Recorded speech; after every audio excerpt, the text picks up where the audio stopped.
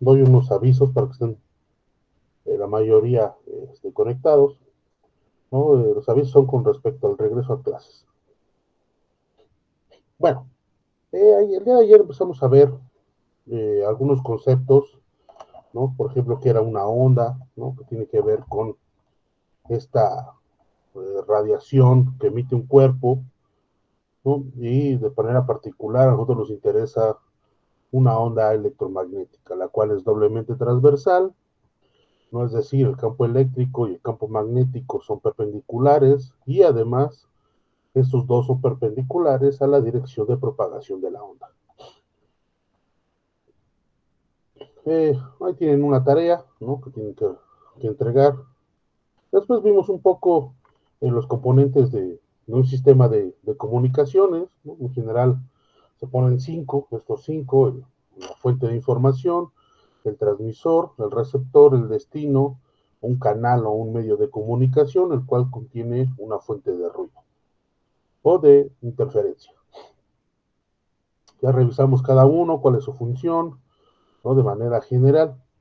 Nosotros, de manera particular, nos vamos a centrar en la parte del canal de comunicación, ¿no? Todavía de manera más particular en la parte de medios físicos, medios guiados, también se les llama así, o medios alámbricos. Cualquiera de esos nombres relaciona a las líneas de transmisión. Y empezamos a ver, bueno, un ejemplo de una red o un sistema de comunicaciones donde pudiera haber diferentes medios de comunicación. En este ejemplo hay dos, ¿no? De manera inalámbrica y otra parte alámbrica. Esta parte alámbrica puede ser por cobre.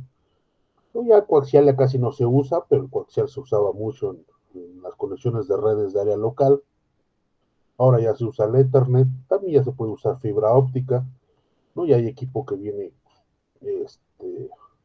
ya preparado para usar plugs de fibra óptica.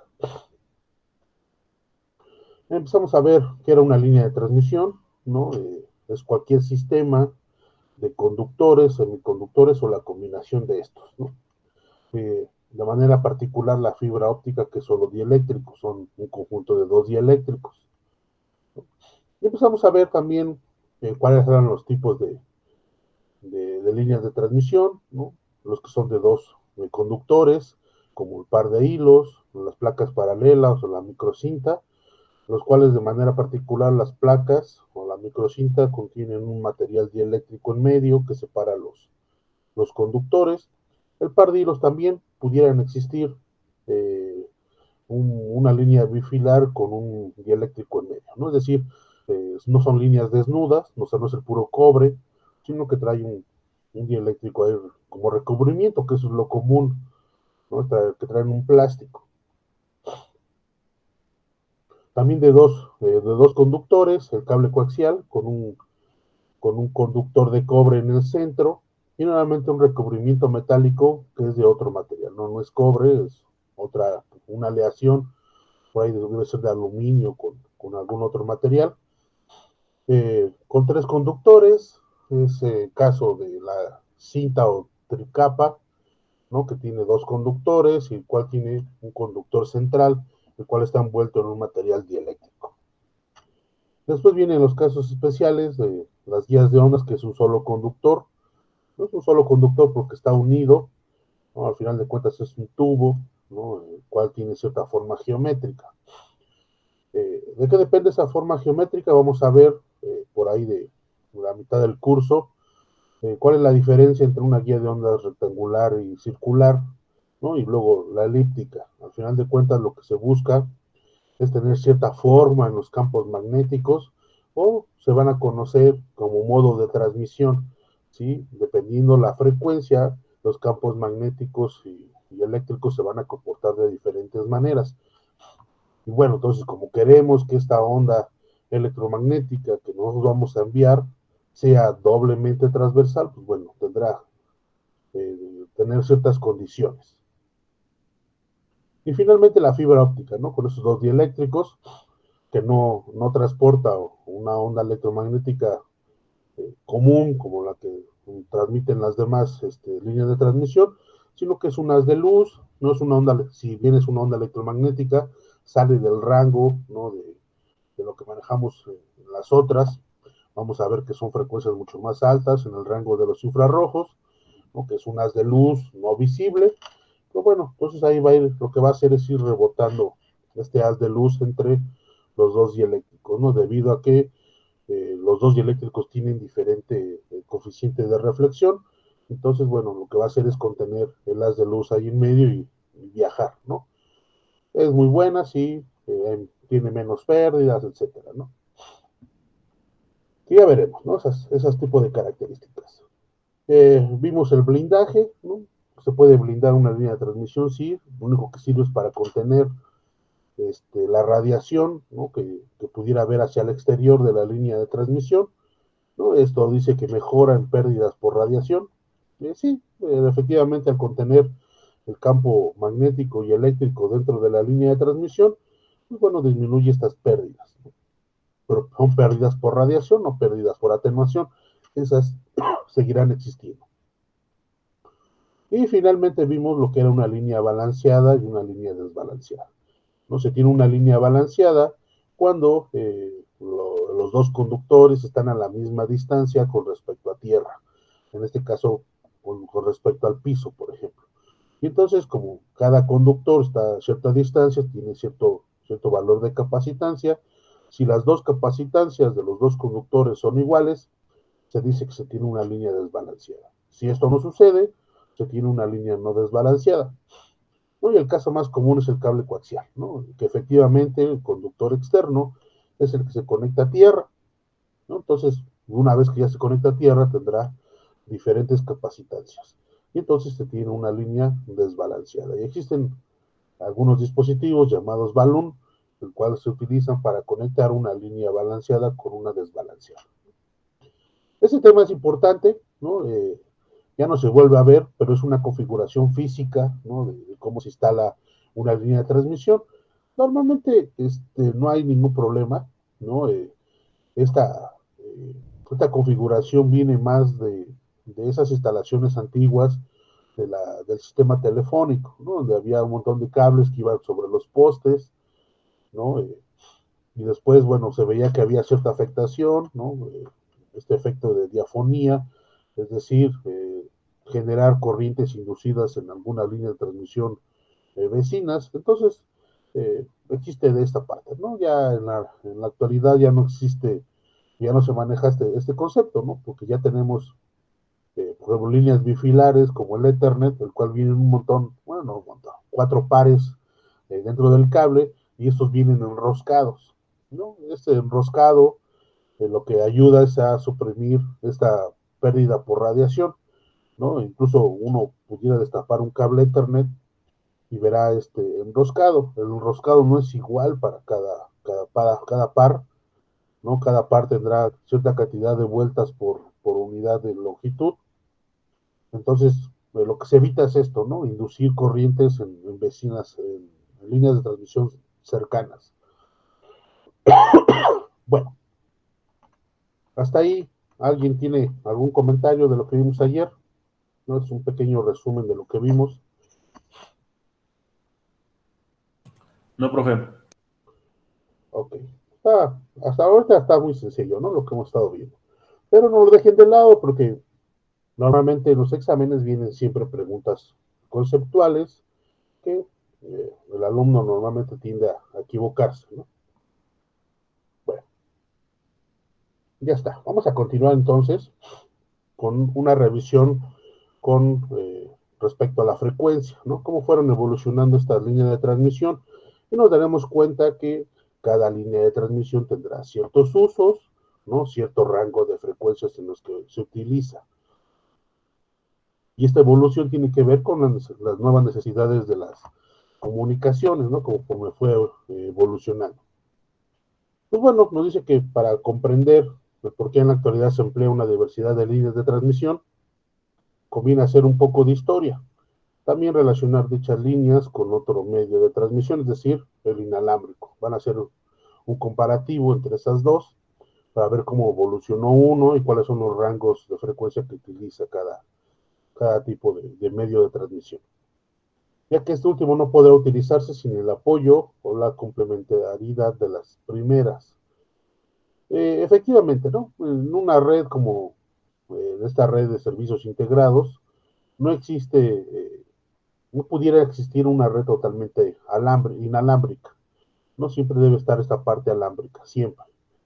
¿No? Pudiera haber una red sin conexión inalámbrica, sí, ¿no? Porque pues, tenemos todo cableado y listo, ¿no? Pero entonces no puede faltar esta parte de la línea de transmisión.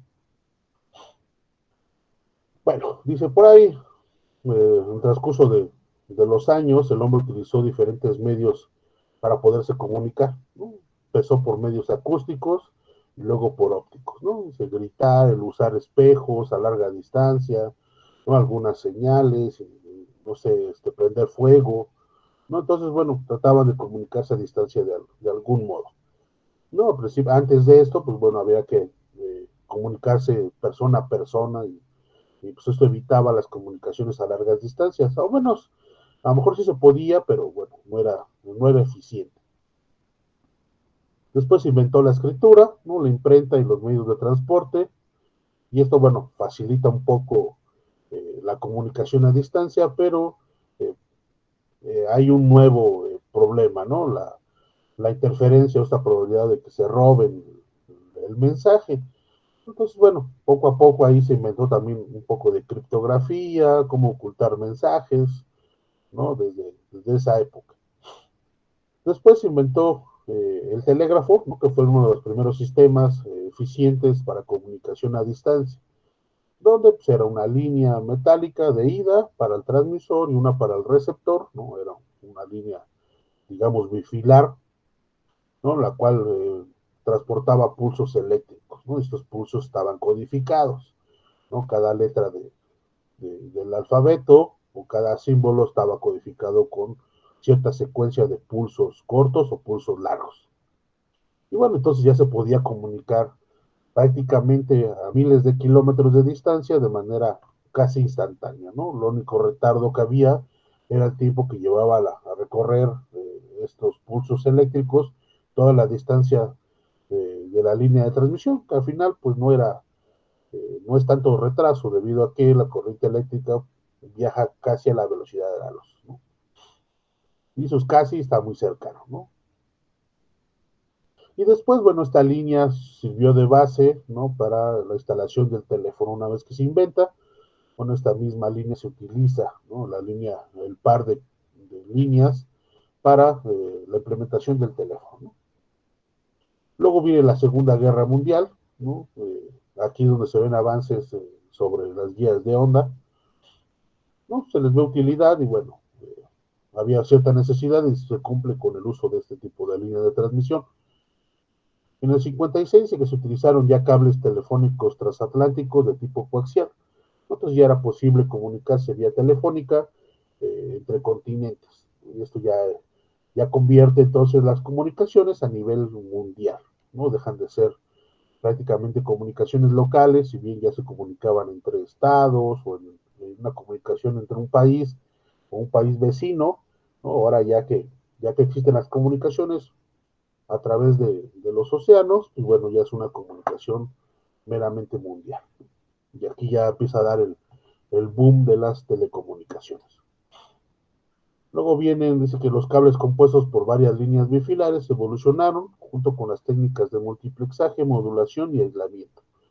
No, en realidad, la necesidad de transportar cada vez mayor cantidad de información nos orilla a diseñar nuevas técnicas de modulación, ¿no? De multiplexaje, ¿para qué? Para poder incluir mayor cantidad de usuarios, ¿no?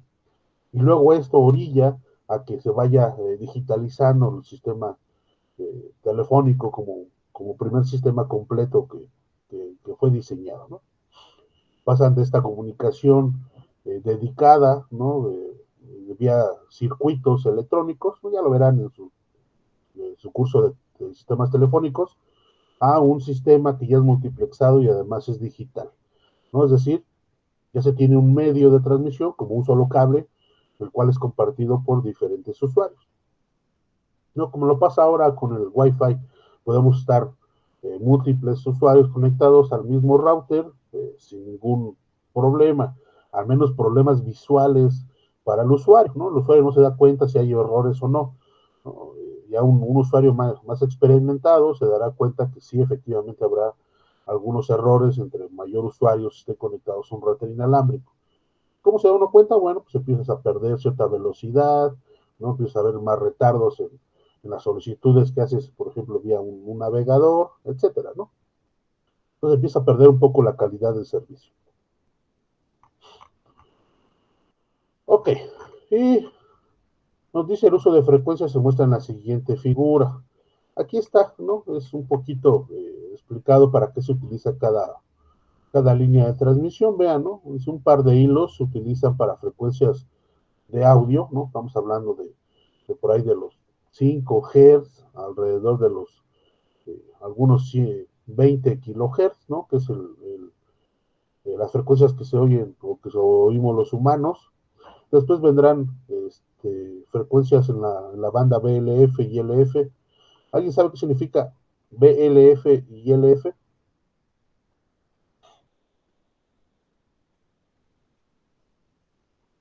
¿Sí saben qué significa?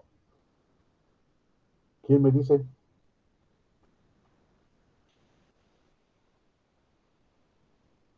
¿Nadie sabe qué significa BLF? ¿O qué creen que significa?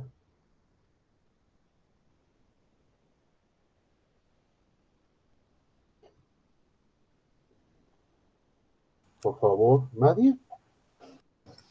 ¿Es el que se usa para audio, profe? BLF no. Ok. BLF es Very Low Frequency, o sea, frecuencias muy bajas.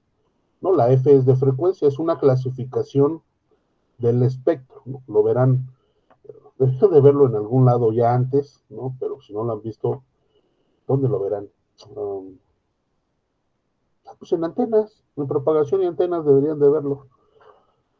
Digo, si la llevan a la par, ¿no? Deberían de ver una clasificación de frecuencias. Una de ellas, ¿no? Es usar estas siglas. Hay varias, ¿eh? No es la única, la IEEE tiene otra, la ITU, ¿no? Que es un instituto de telecomunicaciones de la Unión de, ¿cuál es? Este Instituto de Telecomunicaciones, se me fue el nombre. Es un instituto europeo, ¿no? De la Unión Europea, la cual tiene una clasificación que es la que utilizamos en México, tiene otra, ¿no? Tienen algunas siglas, la banda A, la banda B. Lo único que hacen es agrupar ciertos rangos de frecuencia, ¿no? Pues bueno, BLF son frecuencias muy bajas. Esas frecuencias normalmente se utilizan para transmisión vía marítima, ¿no? Ya verán en algún curso, por ejemplo, de radiocomunicaciones, que hay frecuencia entre eh, como la señal o la onda es frecuencias muy bajas, esta onda va a viajar como arrastrándose por el suelo, ¿no? Entonces se utiliza mucho para comunicaciones marítimas, ¿no? Que son distancias muy largas, donde no hay repetidores, ¿no? Los dos transmisores y receptores están en movimiento. Tienen muchos usos, sí. Luego viene LF, que son frecuencias bajas, ¿no? Low frequency, ¿no? Que son para un par de hilos, ¿no? Si uno observa, están en el rango de algunos 100 kilohertz, ¿no? Estos son actualmente, al menos que aplicaciones muy comerciales o muy comunes, ninguna se transmite en este rango de frecuencia, ¿no?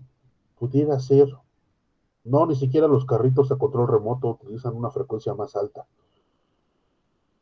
Pero bueno, ahí está, ¿no? Vean, ¿no? Al principio de la línea de transmisión, la primera que se empezaron a utilizar fueron estos par de hilos y bueno, la frecuencia es muy baja, ¿no? Por ejemplo, el telégrafo no utilizaba un sistema de modulación, ¿no? Ya la modulación existe, por ejemplo, ya en el sistema telefónico, cuando se empieza a modular la voz, pero bueno, no está en este rango. Luego viene un cable que se desarrolló mucho, muy utilizado todavía actualmente, el cable coaxial, ¿no? Frecuencias medias, ¿no? MF, frecuencias altas, high frequency, frecuencias muy altas y frecuencias ultra altas, ¿no? El cable coaxial está hablando de unos 100 kilohertz hasta alrededor de un gigahertz, ¿no? Ya son frecuencias mucho más grandes. Eh, Utilidades para MF y HF, bueno, aquí pudiera entrar AM, ¿no? La transmisión de AM comercial y la transmisión, bueno, HF creo que no, FM. FM ya entra de las VHF. Y bueno, una aplicación y la más utilizada en esas dos bandas de frecuencia fue la televisión. La televisión analógica trabaja o trabajaba en estas dos frecuencias y ahora la digital también, no solo que se cambiaron algunas bandas del sistema de televisión. Luego vienen las guías de onda, ¿no? Vean, ya dijimos que son un poco flexibles, ¿no? Tienen cierto uso muy particular, ¿no? Y se utilizan para frecuencias sumamente más altas, ¿no? Que son frecuencias ultra altas y super altas, ¿no? Y aquí está, ¿no? De 1 GHz hasta 100 GHz, y aquí ya entran todas las comunicaciones inalámbricas, que pueden ser punto a punto, ¿no? Que son comunicaciones de microondas, ¿no? Aquí lo que pasa es que no ponen la parte inalámbrica, pero bueno, aquí ya está el rango de estos enlaces inalámbricos de larga distancia, ¿no? Y se utiliza normalmente la guía de ondas como paso intermedio entre una antena y una línea de transmisión tangible. Y separado a una frecuencia mucho más alta, ¿no? La fibra óptica mediante el uso de luz infrarroja, ¿no? Aquí está, vean, ¿no? 10 a la 14, 10 a la 15, ¿no? Entonces, por eso, como maneja altas frecuencias, es posible manejar altas tasas de transmisión, ¿no? Es decir, altas velocidades. Esa es la diferencia, ¿no? Y además, son mucho más, eh, tienen menos pérdidas en comparación con todas estas. Ya veremos, ¿no? Vamos a ver un comparativo de cada una de estas. Tienen sus desventajas, sí, ¿no? Pero bueno, ahí está. No, si tienen alguna duda sobre esta clasificación, ahí busquen, ¿no? Bandas de frecuencias y encontrarán información. Y se puede concluir que cada clase de línea de transmisión tiene su propia razón de ser, ¿no?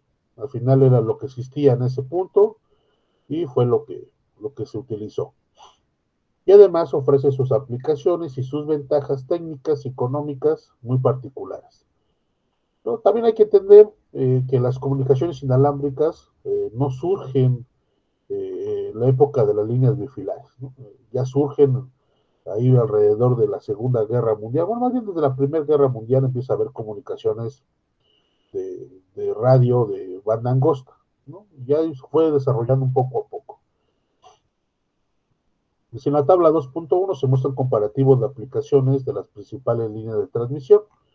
Y viene otro comparativo, ¿no? Que no es frecuencial, sino que tiene que ver con, bueno, aquí viene el tipo de línea, cuáles son sus dimensiones físicas, qué tipo de pérdidas tiene, ¿no? Cómo se clasifican en términos de las pérdidas, cuál es su ancho de banda disponible que se puede utilizar y si se puede reducir pues, de alguna forma, ¿no? Sabemos que tiene ciertas dimensiones, si se pudiera tener una dimensión menor.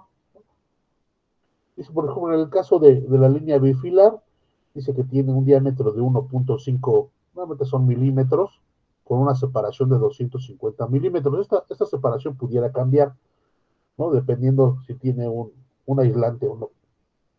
Dice que tiene bajas pérdidas, pero tiene un ancho de banda bajo.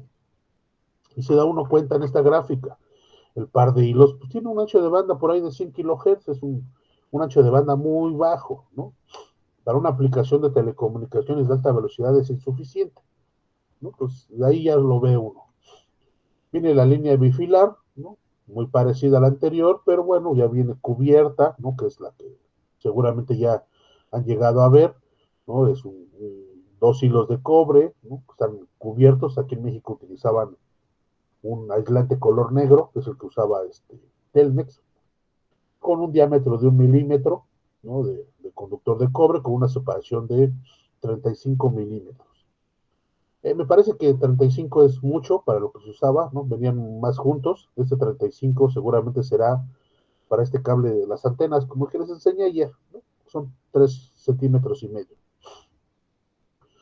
Tiene bajas pérdidas, ancho de banda pequeño y no se puede reducir más, ¿no?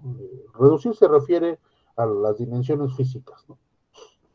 El cable coaxial tiene un conductor central de alrededor de 2 milímetros, ¿no? Con un diámetro completo de 10 milímetros, ¿no? Con un espesor del conductor externo de 1.5 milímetros. Me parece que este espesor ha cambiado, ¿no? Ya es mucho más delgado. Dice que tiene pérdidas, ¿no? Es regular con respecto a pérdidas, tiene un mejor ancho de banda que la línea bifilar, pero no se puede reducir, ¿no? No se puede reducir por la forma en que se construye, ¿no? Que la necesidad de que el conductor central esté, valga la redundancia, totalmente centrado, ¿no? Eso complica un poco la construcción. Luego vienen las guías de onda, ¿no? Aquí de manera particular ponen una que mide 10 milímetros por 20, ¿no? Aquí vamos a ver más adelante que estas dimensiones dependerán de la frecuencia.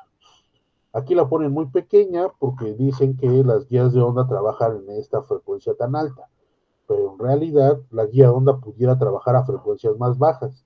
Lo que pasa es que a frecuencias más bajas la dimensión tendría que ser más grande. Entonces pues, tendremos un tubo mucho más amplio. Entonces ya deja de ser poco funcional, ¿no? Por eso aquí ponen una de un tamaño pequeño, ¿no? Pero en realidad pudiera ser o utilizarse para frecuencias también más bajas. Tiene bajas pérdidas, ¿no? Un ancho de banda bastante grande, ya veremos cómo se calcula este ancho de banda, ¿no? Tiene algunas limitaciones en comparación con las otras dos líneas o las líneas anteriores, ¿no? Y no se puede reducir.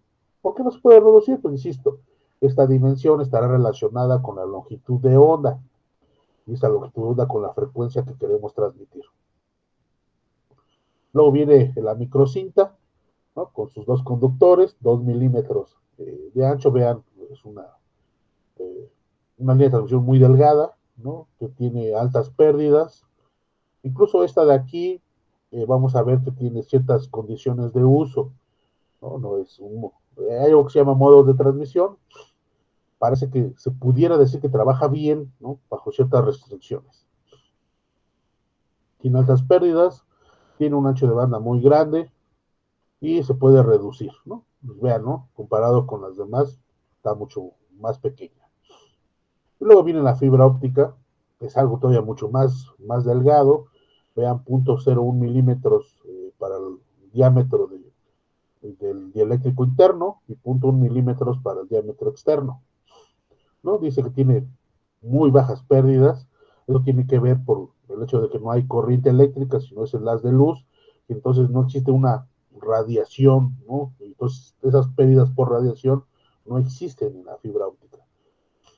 Tiene un ancho de banda muy grande, ¿no? Vean, ¿no? Pudiera ser 10 a la 14, a 10 a la 5 es bastante ancho de banda, ¿no? Y además vamos a ver que tiene diferentes frecuencias, ¿no? Una fibra óptica multimodo, perdón. Entonces, es muy usado, además, como tiene poca dimensión, pueden ir un montón juntas.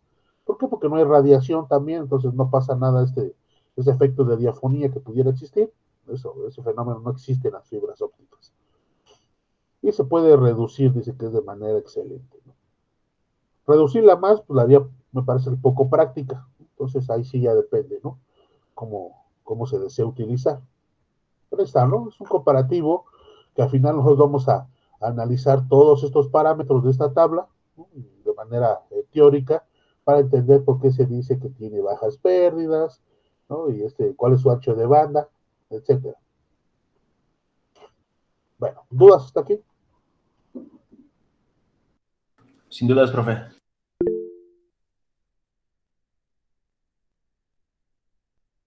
No, todo bien, profe. Excelente. Gracias. Bueno, continuemos entonces. Que ya viene con un tema un poco más divertido, ¿no? Otra solamente hicimos una revisión muy general, ¿no? Muy superficial de las líneas de transmisión. Vamos a empezar ya a ver cómo es que se transmiten las ondas, ¿no? Y para eso existe algo que se llama modo TEM o modo de transmisión eléctrico-magnético, ¿no? vamos a ver qué es esto, ¿no? No es otra cosa más que la forma en que viaja la onda electromagnética dentro de la línea de transmisión y cómo se forman los campos magnéticos, ¿no? Y análisis de líneas por voltajes y por corrientes. Miren, aquí vienen las definiciones, ¿no? Si alguien las quiere, de las bandas de frecuencia. Dice, las líneas que consisten en dos conductores, ¿no? Como la bifilar, la coaxial, la microcinta o las placas paralelas, y varias otras estructuras como la triplaca, transmiten la información electromagnética fundamentalmente de una manera tal que el campo eléctrico como el campo magnético de la señal son transversales o perpendiculares a la dirección de la propagación. A esta forma en que la señal es transmitida se le llama modo de propagación transversal electromagnético. Por eso viene T. T de transversal, eléctrico, magnético. Quiere decir que si estamos transmitiendo mediante una línea de transmisión y existen campos magnéticos y eléctricos transversales entre sí, y además transversales porque son perpendiculares a la dirección de la propagación, hablamos de un modo de transmisión TEM. Para estas líneas que nos mencionan, ¿no? Como las bifilar, coaxial, etcétera, solo tienen un modo de transmisión, que es este de aquí. El problema cambia cuando se habla de otro tipo de líneas de transmisión, ¿no? Como las guías de onda, de manera particular, o la fibra óptica, que tienen múltiples modos, ¿no? Cuando hablamos de una fibra óptica monomodo, hace referencia a que solo tiene un modo de propagación. Cuando es multimodo, tiene múltiples modos de transmisión. Ya veremos qué es esto, ¿no? Ahorita solamente nos está tratando de explicar que efectivamente, ¿no? Vamos a empezar a ver estas líneas de dos conductores, solamente tendrán un modo de propagación y no nos va a preocupar la frecuencia a la que estén trabajando. Para todas las frecuencias trabajarán de esta forma. Eso es la parte interesante. Después ya, insisto, cambiará un poco cuando empecemos a ver guías de onda. Viene la distribución de las líneas de campo magnético en un corte transversal, ¿no? Estas estructuras es diferente para cada caso, pero el campo eléctrico y magnético siempre son perpendiculares a la dirección de propagación. Aquí tienen unos ejemplos, ¿no? Cómo se ve el campo eléctrico y el campo magnético en las diferentes líneas de transmisión, ¿no? Hay que entender que es un corte transversal y entonces la onda se está propagando como si saliera del monitor o como si entrara, ¿no? Cualquiera de las dos cumpliría con esta parte de la perpendicularidad. Bueno, aquí en el caso de las líneas bifilares, vean, ¿no? La línea continua está relacionada con el campo eléctrico y las punteadas con el campo magnético. Pareciera que no son perpendiculares, pero si se analiza la parte en donde se cruza, efectivamente sí son perpendiculares, ¿no? Dirán, ay, pero son círculos. Bueno, sí, pero sucede que sí son perpendiculares, ¿no? Y aquí está la forma, ¿no? Cómo se está radiando, vean, es una línea bifilar desnuda, ¿no? Sin blindaje, y existe un montón de radiación hacia el exterior. En comparativa con el cable coaxial, vean, el campo eléctrico son estas líneas continuas, ¿no? Y es perpendicular con respecto a estas líneas punteadas, ¿no? Y además con la dirección, pero vean, lo interesante es que no existe una radiación hacia el exterior de esta línea coaxial, es decir, este blindaje que se tiene con el conductor externo, lo que logra es contener los campos eléctricos y magnéticos. Y eso ya nos dice que reduce las pérdidas por radiación. No, aquí se ve. En el caso de la microcinta, aquí están las líneas del campo eléctrico, la continua igual y discontinua para el campo magnético. Habrá algunos puntos, ¿no? Donde a lo mejor ya no es totalmente perpendicular y de manera particular solo en estas zonas, en estas dos de aquí. Se pudiera perder esta perpendicularidad, pero bueno, si se pierde, le dice, bueno, se hacen los cálculos y se dice que trabaja casi o cuasi modo TEM, ¿no? O modo transversal eléctrico magnético. Entonces, dice, podemos considerar que es un modo TEM, aunque no lo sea, ¿no? ¿Por qué? Porque las diferencias entre el cálculo exacto y un aproximado no son grandes. Entonces, por eso se considera, ¿no?, como un modo TEM. Aquí nos lo explican esto que estoy diciendo. Pues en los primeros dos casos, los campos eléctricos y magnéticos siempre forman 90 grados entre sí y también son perpendiculares a la dirección de propagación. Según la resultante del producto cruz, de E con H, ¿no?, a lo que se conoce como vector de Poynting. Por lo que respecta a la microcinta, el modo de propagación es quasi-TEM, es decir, casi igual al TEM, pero este último modo no se logra por completo, ya que no es posible satisfacer las condiciones de frontera en la interfase entre la superficie superior del sustrato dieléctrico y el medio que le rodea, que es aire, a menos que las dos permitividades fuesen iguales, ¿no? A menos, dice, este efecto que les menciono aquí es porque existe un cambio de medio o de dieléctrico. Pasa de un dieléctrico tangible como, no sé, ¿no?, cuarzo, vidrio, ¿no?, lo que le pongan aquí, a pasar al aire. Y este cambio, como existe diferente permitividad para relativa, ¿no?, para el aire y un dieléctrico que no es el aire, pues bueno, genera esta parte de aquí. Si los dos fueran el mismo dieléctrico, no existiría ese efecto. No es lo que nos dice. Ya veremos, ¿no?, qué dieléctricos se utilizan. Dice, de cualquier forma, es posible obtener los parámetros de operación de la línea con bastante aproximación, suponiendo que la distribución de los campos es TEM, ¿no?, es decir, doblemente transversal. Y al tener una distribución transversal de los campos eléctricos y magnéticos, resulta fácil calcular los parámetros circuitales de la línea o cable por unidad de longitud. Y aquí es un concepto muy importante que hay que entender. Vamos a poder calcular ciertos parámetros como la inductancia, capacitancia, resistencia y conductancia de la línea de transmisión, pero por unidad de longitud, ¿no? No es una capacitancia en farads, por ejemplo, ¿no?, sino que será farads por metro. O sea, hay que tener cuidado en esta parte, ¿no?, cuando hablemos de las unidades. Y entonces es posible evadir las ecuaciones de Maxwell y obtener soluciones para la operación completa en la línea aplicando teoría general de los circuitos. Es decir, hay dos modos de ver esta línea de transmisión: vía teoría electromagnética o considerándola como un circuito y aplicando teoría de los circuitos, ¿no?, que es lo que vamos a hacer nosotros para facilitar la vida, ¿no? Porque utilizar las ecuaciones de Maxwell requiere álgebra, requiere conocimientos más avanzados de cálculo, teoría electromagnética, hay que calcular condiciones de frontera. Entonces es mucho más complejo, ¿no? Lo ideal es hacerlo por otra vía. Bueno, sí queda claro que es el modo TEM.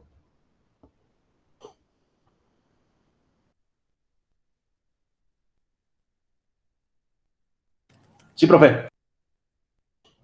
Ok. Bueno, vamos a ver que hay otras formas o otros modos de transmisión, ¿no? TEM no es el único, ¿no? Si es de onda,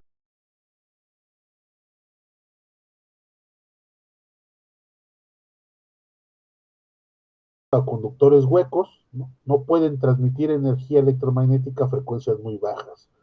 Dice, sí se puede, ¿no? Físicamente sí se puede. Lo que pasa es que, insisto, las dimensiones de la guía de onda va a cambiar, tendrían que ser mucho más grandes, ¿no? Entonces, por eso es que no se usan, ¿no? No vas a poner un tubo de, no sé, de medio metro por un metro de alto. Entonces es una guía de onda, pues, poco práctica, ¿no? Y no tiene sentido, entonces por eso no se usa. Por eso dice que no, pero sí se puede. Que la transmisión se inicia a partir de cierta frecuencia, cuyo valor depende de la geometría y las dimensiones de la guía. Vean, acá, en el caso del modo TEM y las líneas de dos conductores, no nos dicen que haya una frecuencia inicial. Aquí sí, en el caso de las guías de onda, dice que se empezará a transmitir a partir de cierta frecuencia, ¿no? Entonces tienen una frecuencia de inicio, ¿no? Y esto ya es muy importante. Y además diferencia entonces este tipo de líneas de transmisión, cuyo valor depende de la geometría y las dimensiones de la guía. A esta frecuencia mínima a la cual es posible que la información viaje o se propague se le denomina frecuencia de corte. Y normalmente aquí el alumno se confunde, porque nosotros conocemos, ¿no?, en cursos anteriores, donde se ven filtros, por ejemplo, que la frecuencia de corte pudiera ser aquella frecuencia donde empiezas a rechazar frecuencias. Aquí no, aquí es como la primera frecuencia de corte en un filtro pasabajas, no digo pasabandas, ¿no? Es una frecuencia a partir de la cual voy a empezar a dejar pasar frecuencias, ¿no? Entonces, el nombre de corte pudiera ser contradictorio, pero bueno, así le llaman, ¿no? Entonces, una frecuencia a partir de la cual va a empezar una transmisión o paso de una onda electromagnética. La distribución transversal de las líneas de campo eléctrico y magnético debe satisfacer las condiciones de frontera en todas las paredes metálicas internas de la guía. En teoría, hay un número infinito de posibles distribuciones de líneas de campo o modos de propagación, y cada modo tiene su propia frecuencia de corte a partir de la cual existe. Entonces nos dice, aparte del modo TEM, existen otros, los cuales van a depender de diferentes frecuencias. Es decir, para estas líneas bifilares, ¿no?, de dos conductores, existe un solo modo de transmisión y se comporta igual para cualquier frecuencia que se esté transmitiendo mediante esos conductores. En las guías de onda no, va a haber diferentes modos, diferentes frecuencias, y para cada modo el comportamiento de los campos será diferente, ¿no? Ya lo veremos, ¿no? Pero ahorita estar haciendo una introducción. Sí, es decir, conforme la frecuencia va aumentando, primero aparece el primer modo. Vean, aparece primero una frecuencia de corte. A partir de la primera frecuencia de corte aparecerá un modo de transmisión, al cual se le llama modo dominante. Después aparecerá otra frecuencia de corte, y a partir de esa frecuencia de corte existirá otro modo. A ese modo se le llamará segundo modo de transmisión. Aquí. A partir de su frecuencia de corte. Y propaga junto con el primero. Es decir, después de esta frecuencia pudieran aparecer los dos modos. Y después, dice, se propaga junto con el primero que nunca desaparece. Después aparecerá otro tercer modo, el cual tendrá otra frecuencia de corte asignada. Y así sucesivamente. No sé que veamos la figura 2.8. Y aquí está, ¿no? Vean, hay una zona, ¿no? Aquí inicia la frecuencia 0, en la cual la guía de onda no va a transmitir, hasta que encontremos la primera frecuencia de corte. A partir de la primera frecuencia de corte, todas las frecuencias de aquí en adelante empezarán a transmitirse, primeramente en el modo dominante, ¿no?, que es el primer modo que va a aparecer. Después existirá otra frecuencia de corte, y existirá otro modo de transmisión, y será el segundo modo de transmisión, ¿no?, o primer modo superior, como quieran llamarlo, se le llama de las dos formas. Después existirá otra frecuencia de corte y otro modo de transmisión. Pero si estamos trabajando en esta zona, no deja de existir este de acá, ¿no? Existen los dos de manera simultánea. Pues ya veremos cómo calcular esto, ¿no? Insisto, ahorita solo es una introducción a los conceptos que vamos a utilizar. Dice, los demás tipos de líneas, como la bifilar y el coaxial, también pueden tener modos superiores de propagación, pero como se utilizan a frecuencias más bajas, que las guías de onda pueden transmitir en teoría desde frecuencia 0 en el modo TEM, que en este caso viene siendo el modo dominante. Los modos de orden superior no tienen la oportunidad de aparecer, pues trabaja por debajo de sus frecuencias de corte correspondientes. ¿Sí? Dice, ¿existen otros modos para estas líneas de dos conductores? Sí, sí existen, pero no se utilizan. Por algo no se utilizan, ¿no? Porque las pérdidas son muy grandes a esas frecuencias, por eso no se usa. Los modos de propagación en las guías de onda, ahora sí ya son de tipo TE, o que es modo transversal eléctrico, es decir, en este modo, el único que es perpendicular a la dirección de propagación es el campo eléctrico. El campo magnético ya no es transversal, ¿sí? Ya no es perpendicular al campo eléctrico y a la dirección de propagación. Y luego el TM, que es el transversal magnético, que aquí el que es transversal o que es perpendicular solo es el campo magnético, el campo eléctrico ya no. Vamos a ver qué significa esto. ¿No? En pocas palabras, en este modo, lo que pasa es que ya existe una componente del campo magnético, perdón, en la dirección en la que se propaga la onda. En este de aquí existe un componente del campo eléctrico en la dirección de la propagación de la onda. ¿Sí? Esa es la diferencia. Y cada uno tendrá su forma. Ya lo analizaremos. Dice, en la figura 2.9 se ilustran 4 casos dentro del número infinito de posibles modos de propagación en guías rectangulares y circulares. Dice, nótese, por ejemplo, que para el modo dominante en la guía rectangular, el campo eléctrico es más intenso en el centro y su magnitud va disminuyendo hacia la derecha y la izquierda, indicando por la mayor separación entre las líneas de flujo. Para la misma guía, el primer modo superior, las líneas de campo eléctrico son horizontales y la intensidad disminuye hacia arriba y hacia abajo. Por lo que se refiere a la guía circular de la misma figura, es evidente que la distribución de las líneas de campo eléctrico es de polarización cuasi vertical en el centro y que su curvatura se incrementa en los extremos para poder cumplir con la condición de frontera, de que no hay componente tangencial del campo eléctrico en la pared conductora. Ahorita explico esto, ¿no? ¿A qué se refiere con la componente tangencial y la condición de frontera? Sino solamente componente normal. En el primer modo superior de la guía circular, tiene una distribución radial de campo eléctrico y contornos circulares concéntricos de líneas de campo magnético muy parecidas a la distribución correspondiente al cable coaxial en su modo dominante. Aquí nos explican un poco, ¿no? Voy a explicar a qué se refiere esto de las condiciones de frontera. Ok, vamos a hacer algunas anotaciones. ¿Qué se considera como frontera? La frontera prácticamente es esta unión en donde están los conductores, ¿no? Por ejemplo, todo el conductor es la frontera. Y lo que se busca es que en la frontera se cumpla esta perpendicularidad. Es decir, si aquí tenemos el campo eléctrico como la línea continua, ¿no? Este es el campo eléctrico, en la frontera se tiene que hacer perpendicular. Aquí. Sí, aquí vean, en esta frontera el campo eléctrico es perpendicular. No hay componente vertical en el campo magnético para este modo. Pero vean, este es el modo dominante, es decir, es el primer modo que aparece para transmitir con estas condiciones. Y luego está el campo magnético. No hay componente vertical, solo componente horizontal, y aquí es perpendicular. ¿No? Y no hay componente horizontal de campo eléctrico, ¿no? Vean, entonces en la frontera lo que se tiene es esta perpendicularidad, ¿no?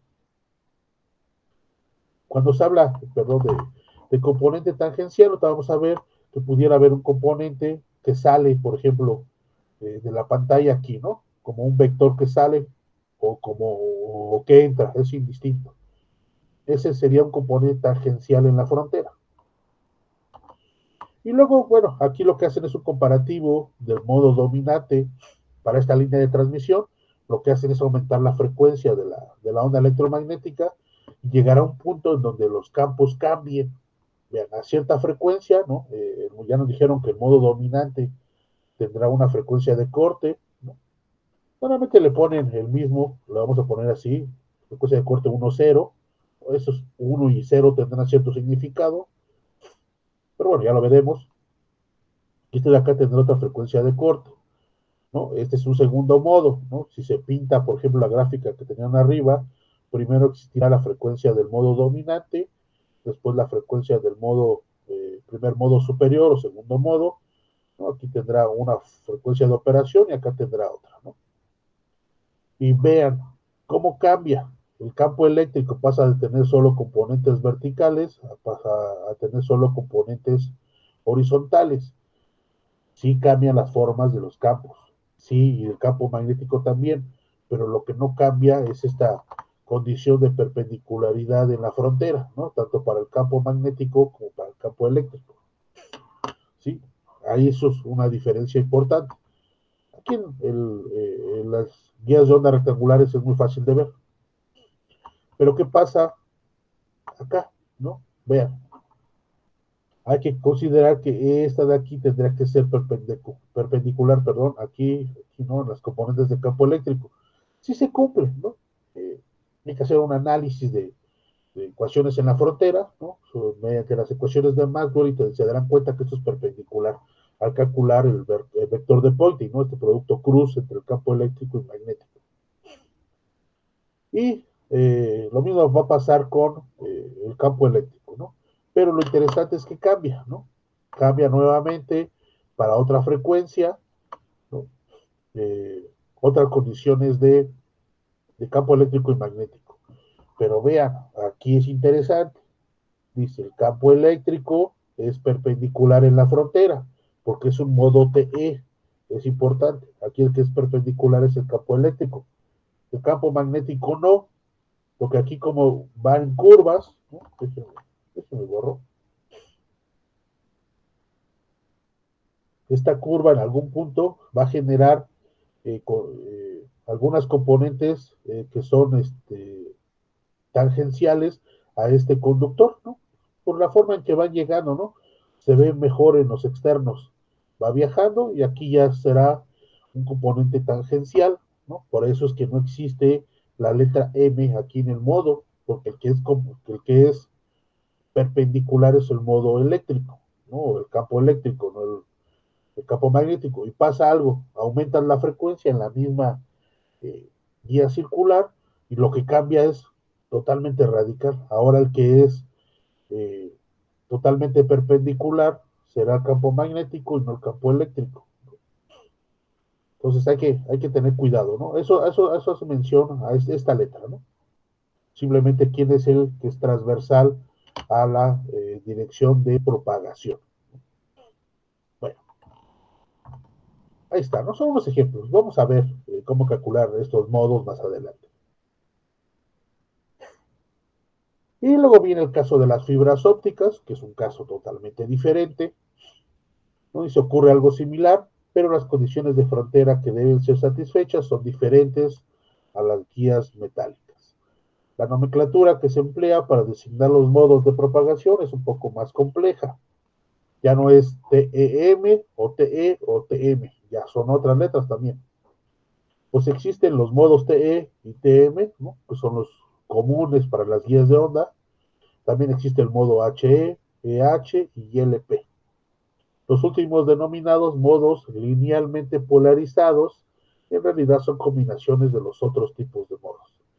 A manera de ejemplo, en la figura 2.10 se muestran las distribuciones de campo eléctrico del modo dominante, híbrido, HE11 y los tres modos superiores de las siguientes TE01, TM01 y TE21 en una fibra óptica de salto de índice o de índice escalonado. Es decir, este de aquí es la misma fibra óptica, pero trabajando a diferentes frecuencias. Y aquí está, ¿no? ¿Cuál es el componente? Bueno, aquí componente eléctrico, aquí también, aquí componente magnético, y aquí componente eléctrico es el que es perpendicular a la dirección de propagación de la onda, ¿no? ¿Cómo lo ves? No se puede calcular, ¿no? Habrá que calcular las ecuaciones de los campos y después graficarlas. No lo vamos a hacer, nosotros solamente vamos a calcular los parámetros de la línea de transmisión, no vamos a estar graficando estos campos, no tiene sentido. Ok, y dice, todas las soluciones posibles de propagación en las guías de onda y las fibras ópticas se pueden encontrar resolviendo las cuatro ecuaciones de Maxwell y satisfaciendo adecuadamente las condiciones de frontera en cada caso analizado, de acuerdo con su geometría y los materiales de que esté constituido. En muchos casos, conocidos estos parámetros, es posible obtener circuitos equivalentes de dichas líneas y aplicar criterios de análisis similares a los de la línea de transmisión convencionales, e inclusive métodos gráficos como la carta de Smith, ¿no? Vamos a ver qué es la carta de Smith. Es un método gráfico para hacer cálculos de parámetros de la línea de transmisión. Primero lo vamos a hacer de manera eh, algebraica, después utilizaremos el método de la carta de Smith y veremos qué tanto se parecen los resultados, ¿no? Hay que entender que esta carta de Smith será un método aproximado, ¿no? Para calcular, ¿no? Para obtener los cálculos. Bueno, y viene otra tarea, ¿no? Ya tenían una de las ecuaciones de Maxwell, que es muy simple. Ahora viene otra, que a lo mejor es un poquito más complicado, ¿no? Hay que buscar un poco más, convertir un poquito más de tiempo. Pero lo que se busca es investigar algunos de los tipos de líneas de transmisión. Y no tipos debido a su geometría, sino tipos comerciales, ¿no? Por supuesto, hay que decir al menos dos tipos de líneas comerciales, especificando cuáles son sus características físicas. Por ejemplo, si es de cobre, cuál es su calibre, ¿no? Si es cobre, qué tipo de dieléctrico es, ¿no? Aquí vienen materiales con lo que está construido, cuál es su impedancia, cuáles son sus frecuencias, ¿no? Si viene definido un rango de frecuencias, cuál es el uso, es decir, el uso de esta línea de transmisión, ¿no? Por ejemplo, el cable coaxial para televisión o para otro tipo de sistemas, qué tipo de, qué, cuál es el fabricante, etcétera, ¿no? Todo lo que van a hacer es en un navegador, ¿no? Simple, no sé, por ejemplo, línea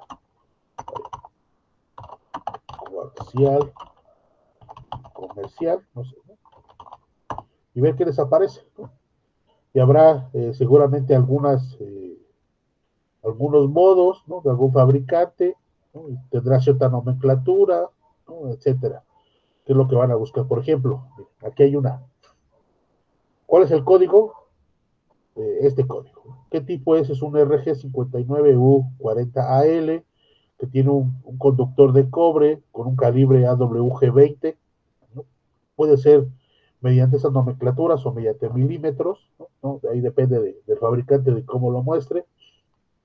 ¿Cuál es su impedancia? 73 ohms. Su capacitancia nominal de 70 picofarads por metros. Vean, es una capacitancia por unidad de longitud. Su velocidad de propagación del 66%. Tiene un cubrimiento del 40%. Y luego la longitud, seguramente por la bobina, son de 100 metros. Entonces hay que buscar de todas las líneas, al menos tres, digo, dos de cada una, ¿no? Coaxial, ¿no? Si hay guías de onda, si existen, pues les voy a enseñar. Déjame ver por acá debe aparecer. Aquí hay varias, por ejemplo, que ya están preconstruidas. Esta de aquí, por ejemplo, tendrá un uso para una frecuencia de 5.85 a 8.2 GHz, ¿no? Es el modelo CPR 137G, ¿no? Y tendrá ciertas dimensiones, este material tendrá cierta composición, etcétera, ¿no? Eso es lo que tienen que hacer, ¿no? Solamente describir cada una de las guías de onda. Acá hay otras, por ejemplo, con curvaturas, ¿no? Estas son líneas rectangulares, seguramente habrá comerciales circulares. Esta es una foto real, ¿no? De una guía de onda. Déjeme ver si aparece alguna. Las más comunes son las rectangulares, ¿no? Vean, una T, ¿no? De aquí que son, ¿no? También rectangulares. Acá hay una elíptica, vean, ¿no? Entonces sí hay muchas, ¿no? Es fácil, ¿no? De la EW63, habría que ver si nos dice aquí mismo o buscar ya directamente ya lo pausó, con el fabricante, ¿no? Si es Eliax, este es el fabricante, entonces a lo mejor ir a su página y buscar eh, la descripción de la guía de onda, ¿no? No sé si se entiende o hay alguna duda sobre esta tarea.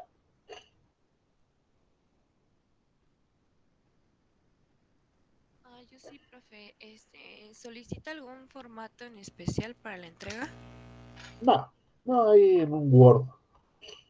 Nada más ponen cable coaxial y cuáles son las dos que encontraron y sus características, ¿no? En una tablita o hay descrito en una lista, ¿no? No pasa nada. Gracias. Sí.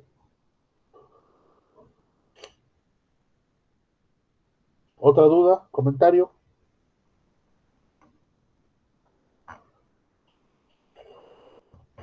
¿No hay dudas o comentarios? Bueno, hasta ahí ya cubrimos los dos materiales que tenemos subidos. Tienen ahí una fecha de entrega. Eh, Tienen hasta mañana a las 8:30 para subir la tarea de ayer, ¿no? La de las ecuaciones de Maxwell y su explicación de sus fenómenos físicos. Y tienen, esta creo que le di mucho tiempo. Vamos a cambiar la fecha. Hoy es 9.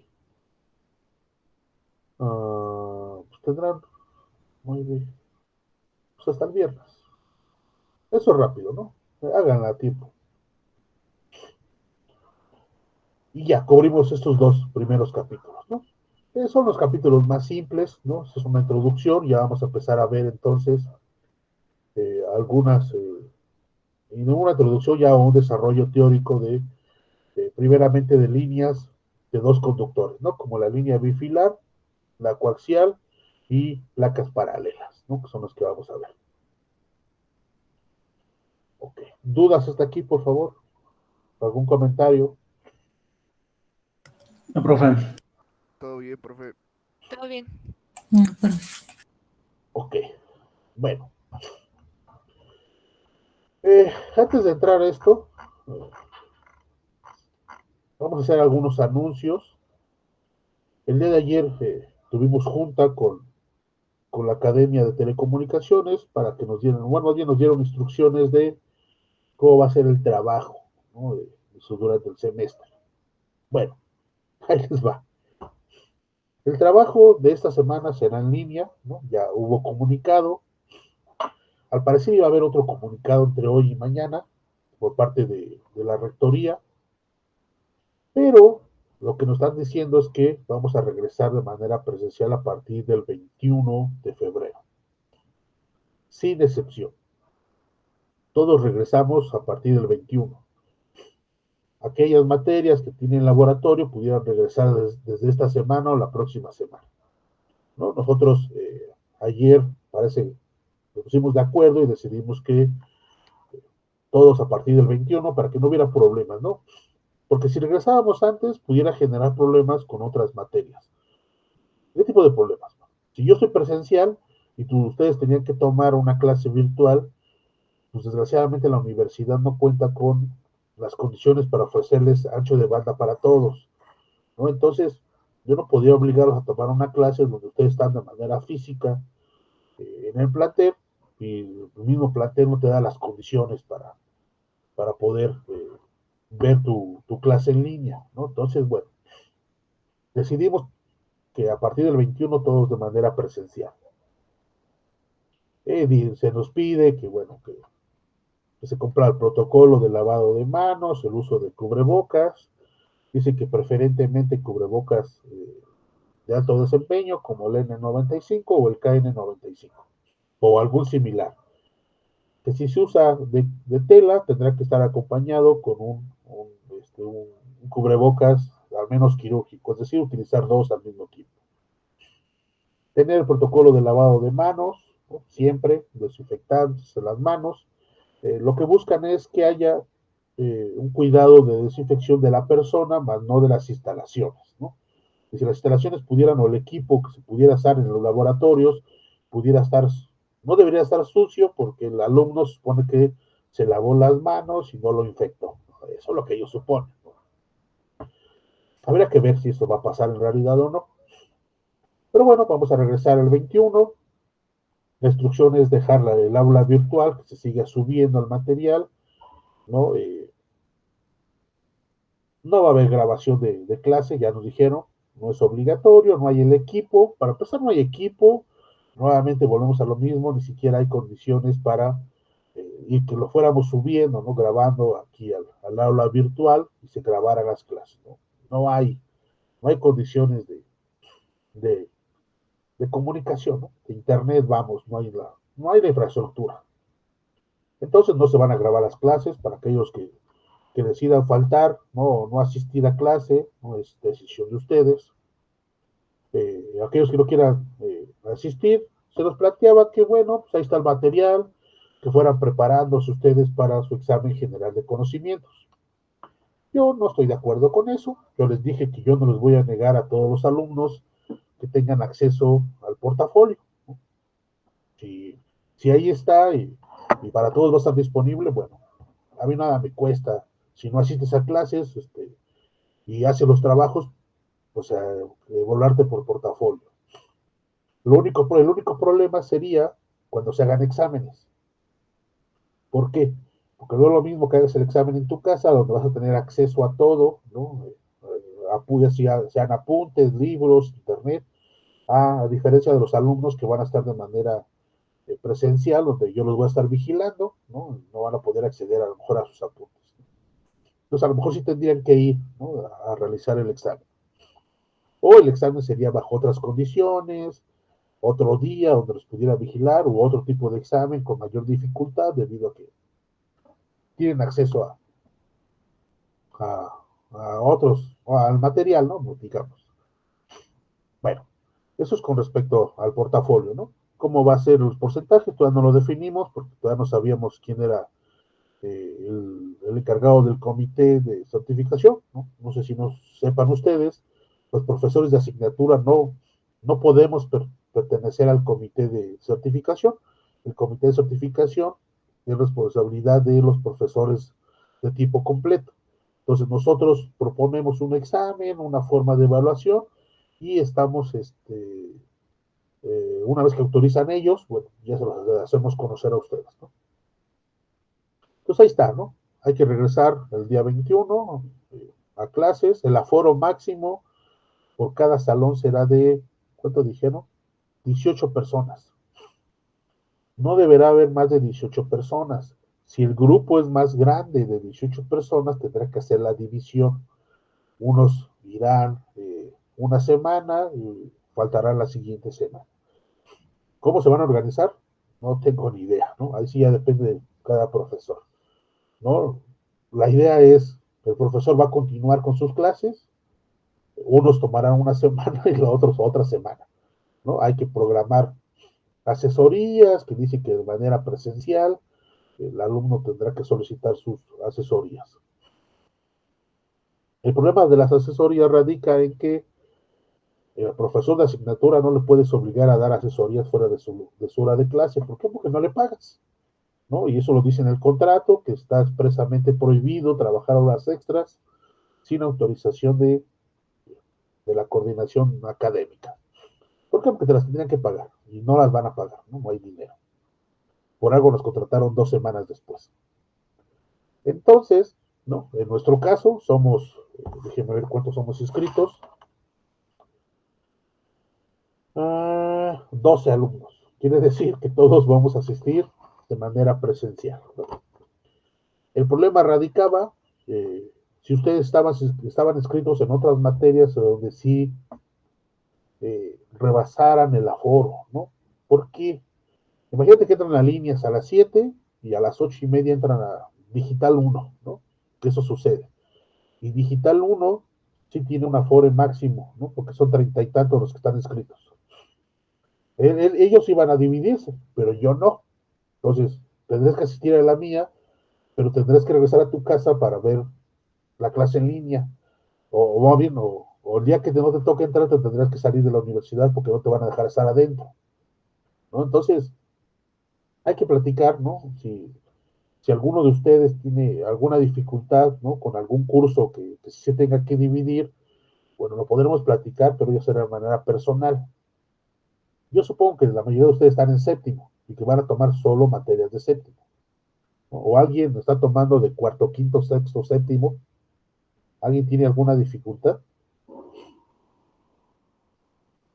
Sí, profe, yo tomo de bueno, todavía de sexto. Yo también, profe. Una de quinto. Una de quinto. ¿Qué estás tomando de quinto? Circuitos. Teoría de los circuitos. Changos. ¿Y cuántos Bueno, hay? igual, ¿Y también circuitos. cuántos hay en circuitos? Sí, son más de 30, creo. ¿Quién nos está dando teoría de los circuitos? Efren. Ah, pues, ¿qué se escribieron en el curso de los de industrial? Pero Efren es en la tarde, ¿no? Sí, de 5:30 a 7. Ah, es que ese es el otro problema, ¿no? Que muchos alumnos, algunos son de otro plantel, ¿no? ¿Qué va a pasar con el alumno que se inscribió y que es de otro plantel? ¿No? Dijeron, bueno, si es en línea, pues tomas donde quieras, no pasa nada. Y luego, ¿qué pasa con aquellos que tengan que estar trasladando? Porque, por ejemplo, tomas conmigo a las 7 y si de frente dice que ya tienes que asistir, me parece que permanecer en la universidad no los van a permitir, ahí dice, ¿no? Que el alumno después de su clase se tendrá que retirar. Entonces hay que esperar instrucciones con respecto a eso, ¿no? Entonces, vayan tomando en cuenta. Si de plano veo que no hay nadie en mi clase, pues bueno, tendré que hablar con la academia y ver qué hacer, ¿no? Pero bueno, esta no es la única materia que yo doy, ¿no? También doy electrónica para telecomunicaciones, creo que algunos están también allá. Entonces, bueno, la instrucción es esa, ¿no? Al menos para la Academia de Telecomunicaciones, para materias, creo que es Digital uno que la da ¿cómo se llama este muchacho? Ah, se me fue su nombre. Que también es profesor de asignatura, ¿no? Que es una materia asignada a Telecom, eh, y de ahí de séptimo en adelante, todos dijeron que el día 21 se van a presentar.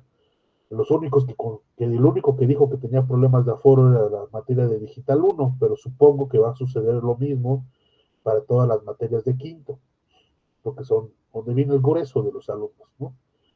Eh, hay que pensar, ustedes y veamos cómo resulta la primera semana del 21 de febrero en adelante y podemos irnos ajustando, ¿no? A ciertas cosas y vemos si tenemos que adaptar la forma de trabajo, pero bueno, ya será con la experiencia de la primera semana, ¿no? Al menos vayan pensando que ya regresamos el 21, estas 2 semanas serán de manera virtual, ¿no? Si existe ya algún impedimento de alguien o de alguno de ustedes, pues ya sería de manera personal, ¿no?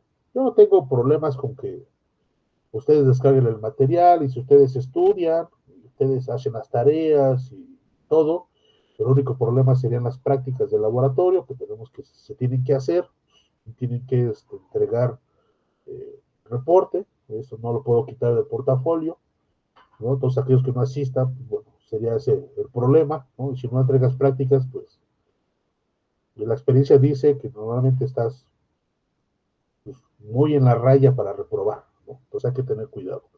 Y son prácticas muy simples, porque ni siquiera armamos nada, se utiliza un equipo que está ahí en el laboratorio y se sigue un manual, el manual que está en el laboratorio, y se revisan algunas condiciones de señales, ¿no? Ni siquiera es tan difícil. Entonces, para que al menos programen sí los días de laboratorio, ¿no? ¿Qué más? Todas las tareas serán subidas a Claro, seguiremos trabajando bajo eh, ese medio, ¿no? No hay de otra, ¿no? Y bueno, insisto, ¿no? Veamos cómo trabajamos la primera semana y ya veremos qué pasa, ¿no? Con los exámenes y ese tipo de cosas ya lo podemos programar, o todos en línea o todos presenciales, ¿no? Ya lo veremos. Si es todos en línea, pues tendría que ser un día como el viernes, ¿no? Que se supone que no asistimos, pero si tomas clases con los de industrial, los martes sí asistes a la universidad, eh, si no, si tomas solo en Telecom, no asiste los viernes, y industrial no asiste los martes, entonces ese es el problema de tomar múltiples materias, ¿no? De diferentes semestres. Pero bueno, yo estoy en la mejor disposición de apoyarlos en lo que se pueda, ¿no? No vamos a ser drásticos, al menos yo nunca he sido así, de decir, no, si no entras, no puedes. No, por mí, si entregas y cumples y demuestras que efectivamente estudiaste y conoces los conceptos, pues no va a pasar nada, ¿no? Al menos no se preocupen por eso.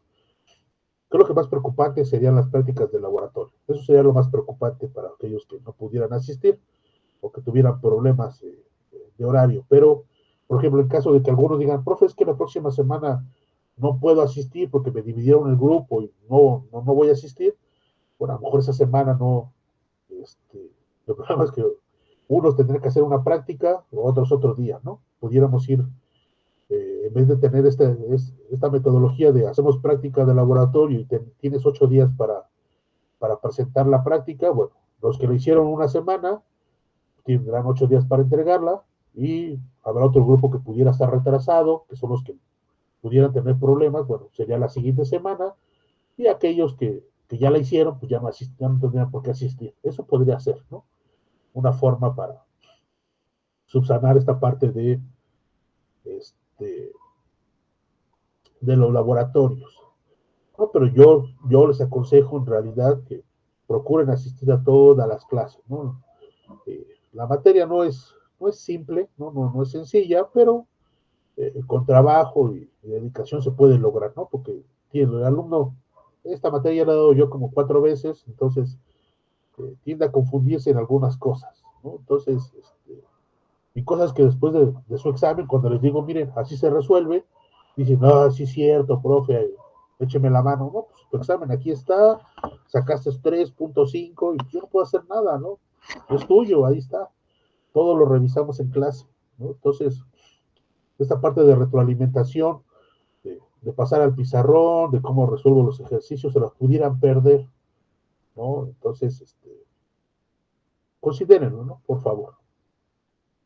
Bueno, dudas, comentarios, hasta aquí.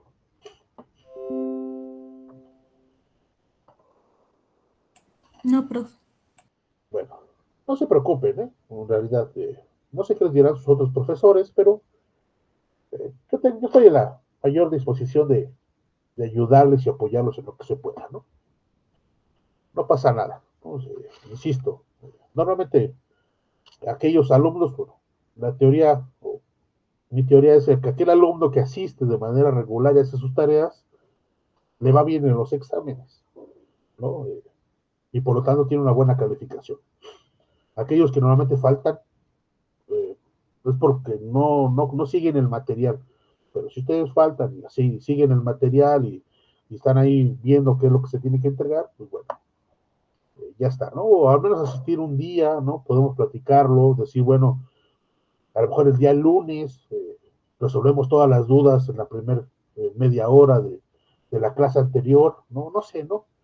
Eh, Ustedes también vayan pensando una dinámica que les pudiera funcionar, la cual podamos implementar para subsanar todo lo que pudiera pasar en este regreso a clase, ¿no? Al final, ayer un profesor dijo, yo no estoy de acuerdo con él, dice que hay que perderle miedo a la enfermedad, pero ¿cómo puedes perderle miedo a algo tan grave, ¿no? Que te pudiera generar eh, algunos problemas físicos, ¿no? Y graves, ¿no? Entonces, pues, no hay que tenerle miedo, ¿no? Hay que ser conscientes de lo que hagamos, ¿no? De cubrebocas me parece que a ustedes no les van a dar, ¿no? Nos dijeron que a los profesores sí, pero ni siquiera saben cuántos, ¿no?